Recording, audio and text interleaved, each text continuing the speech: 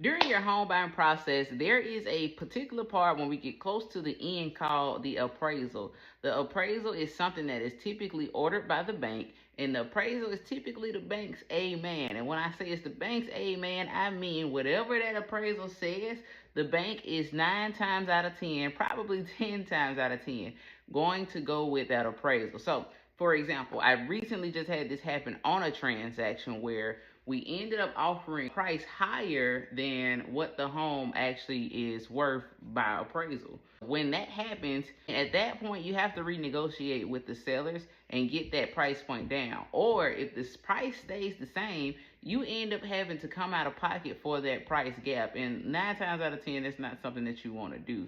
This is why you want to make sure you kind of go in and you price it right the first time around. Appraisal is pretty telltale, so I've never had a seller have a problem with adjusting their price to the appraisal price. And sometimes the home is priced higher on the market than what it's appraised for. So, but the appraisal is going to be that final word, that final amen to really let you know where the true value is. Now, on the other side, on the other hand, if you place an offer on a home that actually ends up being lower than what the house is worth, so let's say again, the home is listed at $150,000. You offered $150,000 on a home, and then the appraisal comes back in, and the appraisal says that the house is worth $160,000. Well, congratulations for you, because you just went into that home with extra equity, and the bank has no problem writing you a loan for a home that's actually worth $10,000 more than what you are purchasing it for.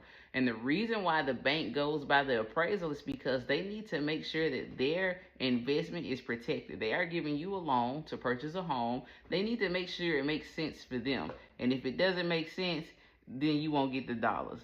So always make sure you are offering appropriately, and if you need to make adjustments, that these adjustments are okay with the seller and it can be easily negotiated into your deal to keep everything moving and keep it going along.